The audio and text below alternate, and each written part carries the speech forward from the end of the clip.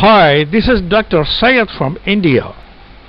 Today I am going to teach you about NEBOSH International General Certificate, element number 10, part 1, electrical hazards and controls. In this element, electrical hazards and controls, we are going to discuss about the principles of electricity, in which we are going to discuss in detail about voltage, current, resistance, basic electrical circuits. The another one is what are the different types of electrical hazards. In these hazards we are going to discuss about electric shocks, electric burns, cause of electrical fires. In these electrical hazards, we are going to discuss about portable electrical equipment hazards and the other different types of hazards which you are going to face in the workplace. And another important subject is how to control the different types of hazards in the workplace. That is, we are going to discuss about selecting suitable equipment, how to protect the electricity system, electrical inspection and maintenance procedures. So we are going to discuss all the above in this element.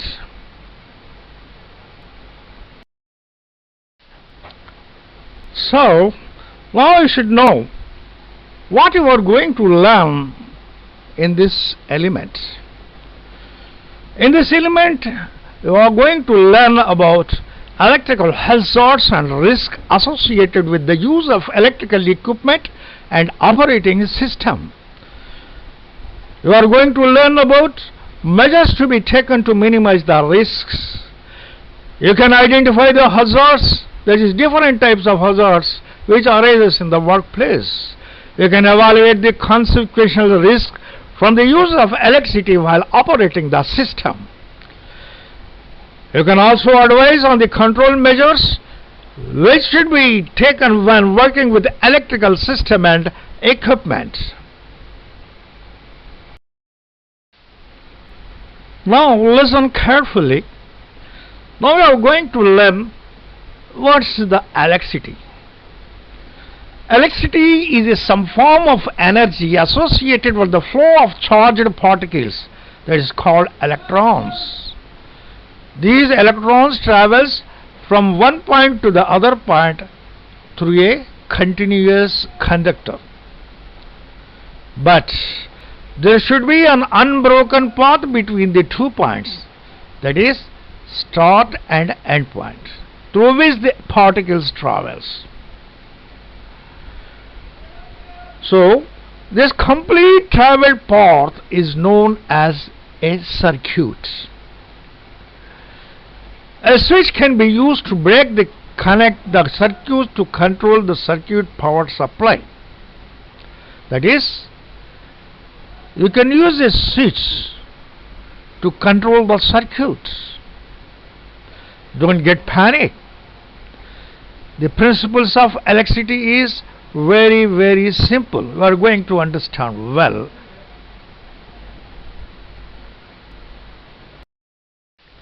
My dear students, you are going to face a lot of electrical hazards in the workplace when you are going to use power tools and machinery and other things. So you should know the methods by which these hazards can be controlled. So it's important to understand the operations of the circuits. And now, before launching to the main subject, you should know about the basic terms and words used in the electricity. Now come forward to learn the keywords in electricity. These are the following keywords: voltage, watts, amperes, resistance. You have some more terms and words to learn and know about it. That is, single phase, triple phase. If it is single phase, what will be the voltage in that line? How many terminals we use in single phase? If it is three phase, what will be the voltage in that line? How many terminals we use in this three phase? Now we are going to discuss about the voltage. When the power flows along a conductor, that is wire or cable, there will be a difference in electrical pressure between the two terminals. This pressure difference provides a push to move the electrons forward and is measured in volts, that is V. Now you can see here, the higher the difference in pressure, that is voltage, the push will be harder. Here we have a term called electrical potential.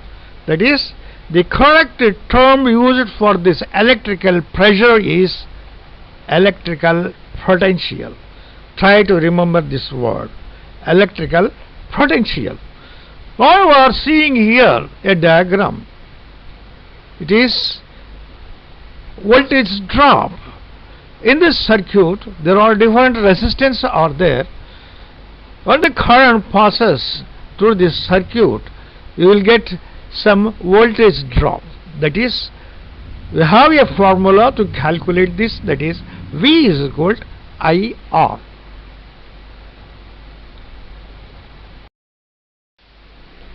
Hence, voltage is the measurement of potential difference between the two terminals of a wire. Consider an example. If a pump is pumping oil in the connected pipeline, the pressure of oil at the starting point in the pipeline is very high. But the pressure of oil will slowly decrease throughout the pipeline as the distance is increased. So, the same example is applicable to the potential difference of a cable from the first point to the last points of the cable or a wire.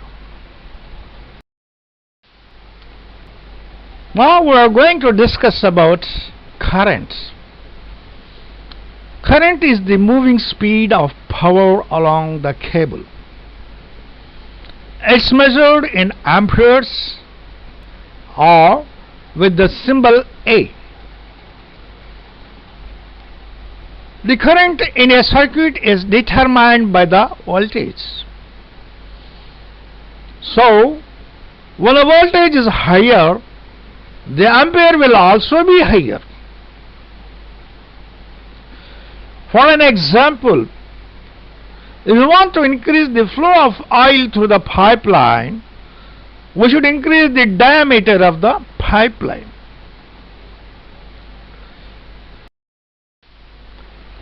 So likewise, we can increase the diameter of the cable, then the flow of electricity will also be increased.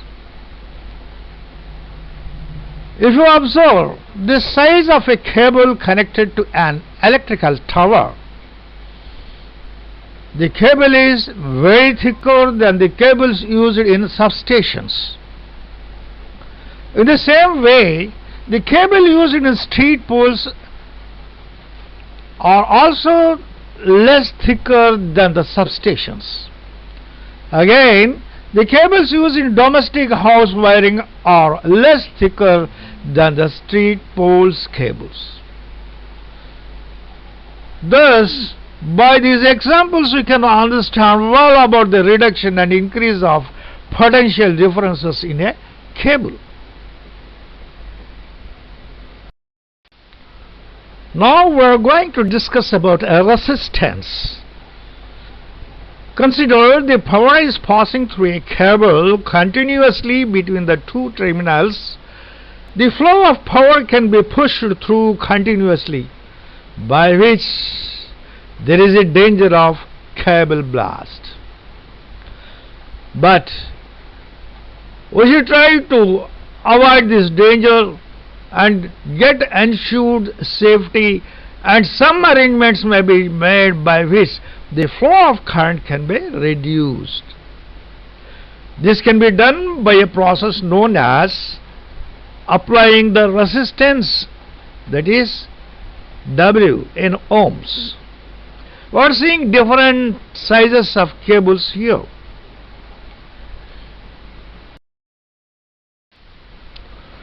Any equipment which is connected to the circuit and the power flowing through it is with resistors. Resistors can create a resistance. Light bulbs, power tools, motors, etc. will take the electrons and convert them into another form of energy, such as heat or motion. The other types of resistance created from the conductor itself, where the type of material used in the conductor can slow down the current. This is known as impedance. We have some of the details of each physical quantity that has a quantity symbols.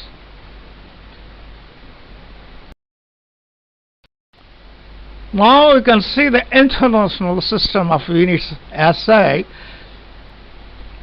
These are represented in unit symbols as follows. Electric current quantity symbol is I. The current unit is amperes.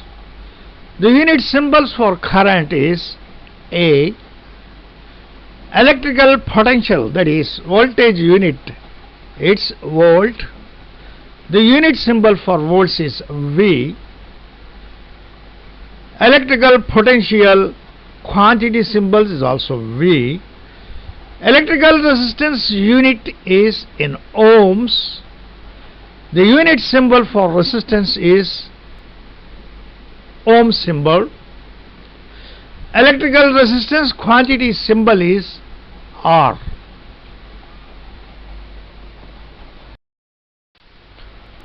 Now we will discuss the relationship between voltage, current and resistance. We can consider the way in which the three elements of a circuit are interrelated by referring to the following. So consider a simple electrical circuit diagram as follows.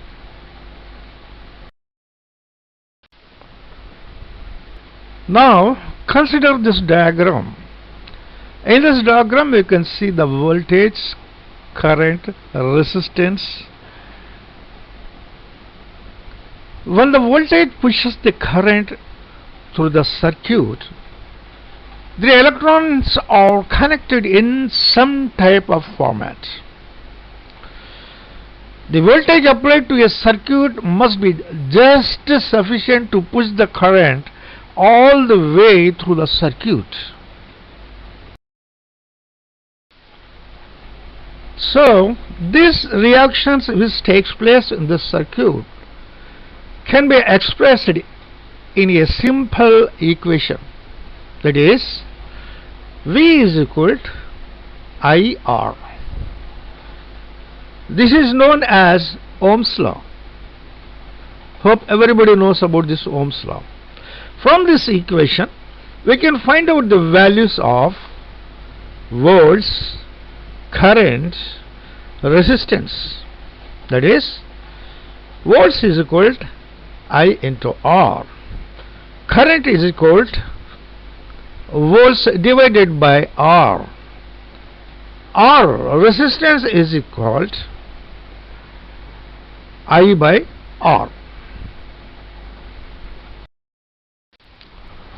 We can also find out the total power load of a circuit, that is the total product of the voltage. The current is measured in watts, that is W.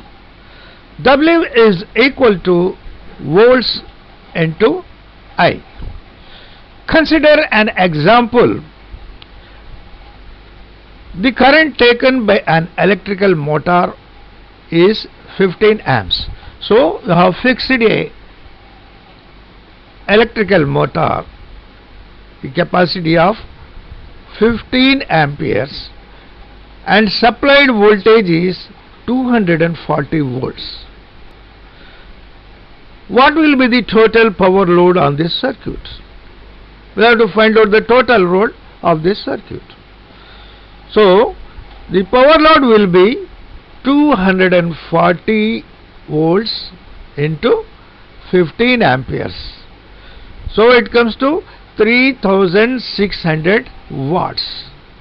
So the power load will be 3600 watts on. We can calculate the current which flows through a circuit if we know the resistance or power load and voltages. If we know these values, we can calculate the current which flows through a circuit. This helps us to determine the fuse ratings for particular loads. Practically, an electrical circuit consists of a number of components. The circuit is connected to a source of electrical current, or a conductor connected to the power source, and equipment connected to the conductor, and it is powered by the current.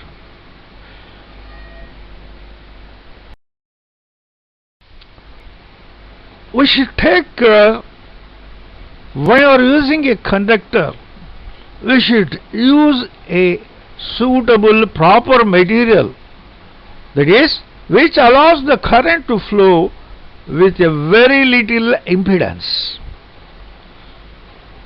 For this purpose, a copper conductor wire is used. The wire is enclosed with an insulator like rubber or plastic, which does not conduct electricity to the outside components, other conductors, or a person who is handling the conductor.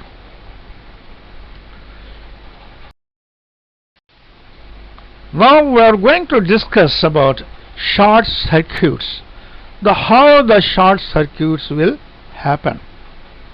Consider, once a voltage is applied to the conductor in a circuit, current will flow from the terminal with the higher electrical potential to the lower potential terminal. That is, the current will pass from the higher electrical potential to the lower potential terminals. Normally, this current will pass from the source of live terminal to the return terminal. That is, we call it as a neutral terminal.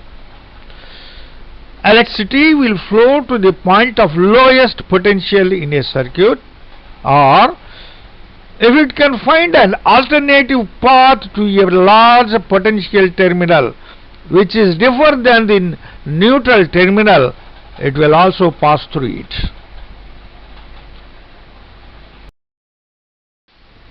So what happens when another conductor gets in touch with the circuit, and when some current passes through the conductor, we call it as short circuit. So any current carrying conductor which connects the circuit to earth accidentally, it will cause a short circuit. This may cause a severe danger due to the new path, which may have less resistance to the current, which can allow the current flow to increase to a very high rate.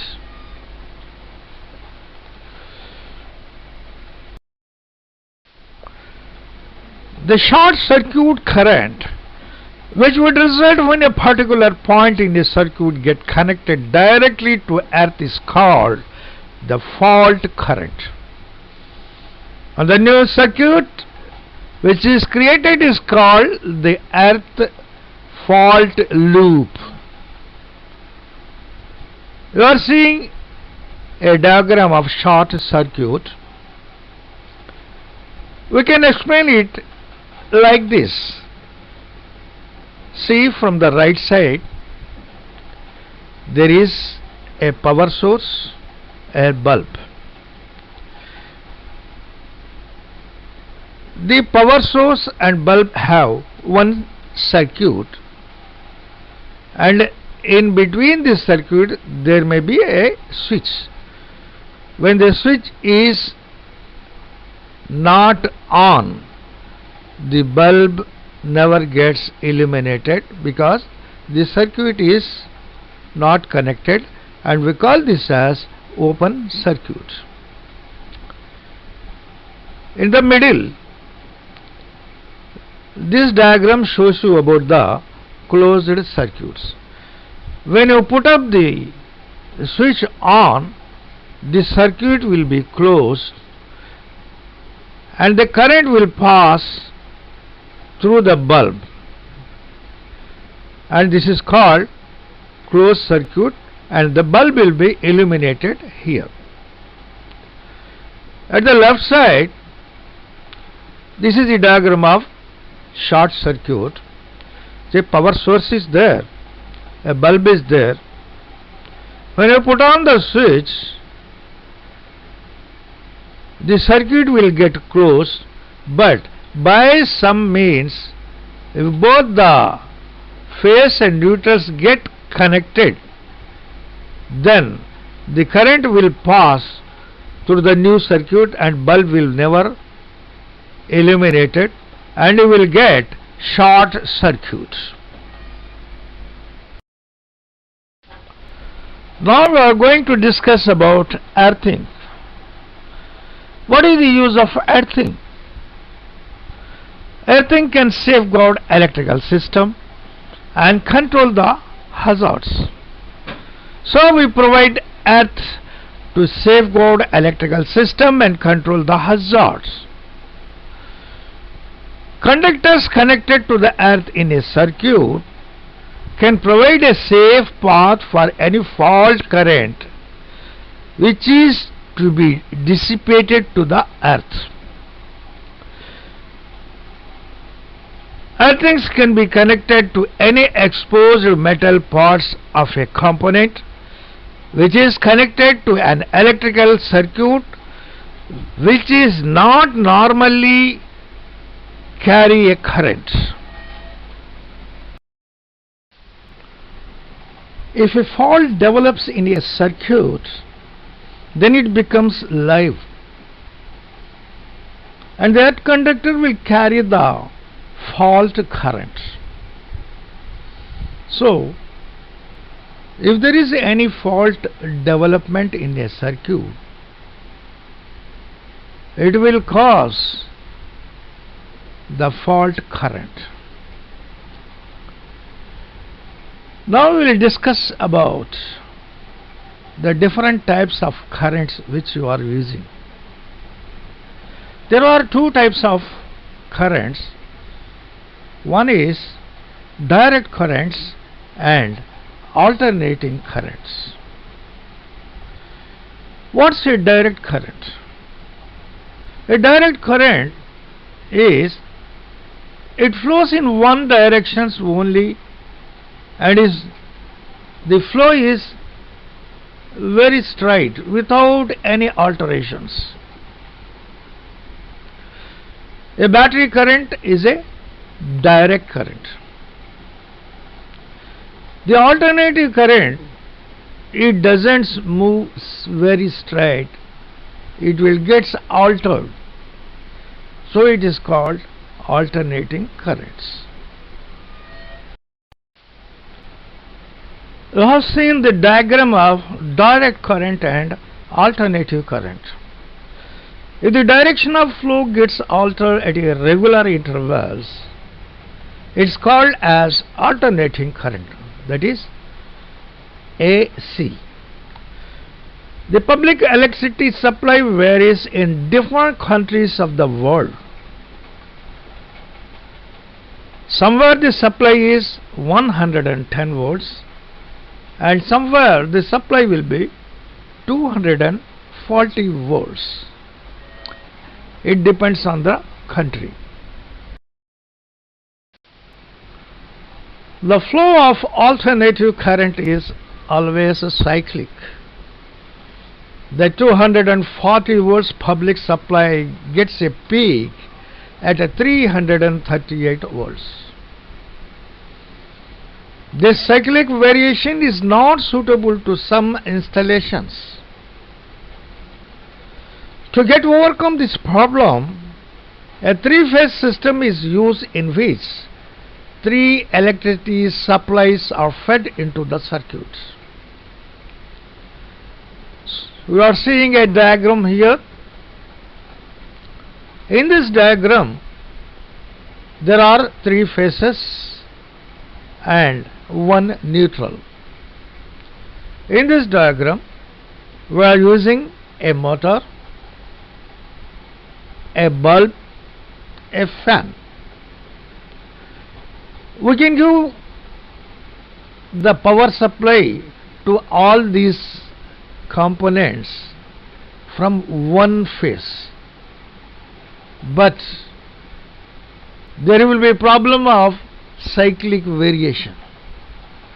That's why we are giving the power supply from different phases.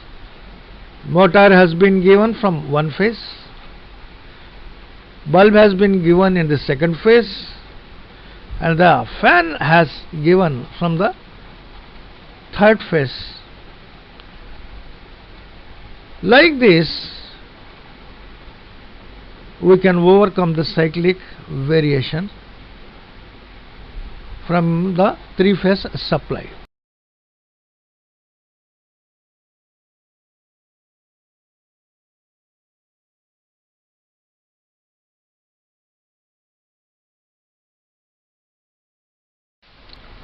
You just go through this diagram. If you see this diagram, in this circuit diagram, each phase is out with the other, but this combination will produce a steady current. Of course, there are more additional hazards which are associated with three-phase system. There will be three live terminals which can create an electric shock at 415 volts. Now we will see what are the different electrical hazards. Electrical hazards are more severe, which may lead to death. These hazards can occur when using electrical equipment at different situations. An electric shock is received when a person makes a contact with a live conductor. When the current passes through a person's body, the body acts as the conductor for the current, and it will interrupt the circuit and it will provide an alternative path for its flow. When the person is in continuous contact with an earthed object which is in direct contact with the ground, this can result in a fault current with the person which complete the earth fault loop. You are seeing a diagram here. In this diagram, current is coming through a transformer and it passes through a live wire. This live wire is connected to an equipment, and the person who is operating this equipment may get in contact with the live wire. When the person is in contact with this live wire, the current will pass through his body and goes to the earthing. Thus, there will be a fault current passes through the earthing, and the person will be saved here. When an electric current passes the barrier of the skin, The skin have high resistance, and the human body itself offers resistance, and the current may take its own pathway through it. The effect of the current shock depends mainly on the following: the amount of current passes through the body, the duration of the current shock.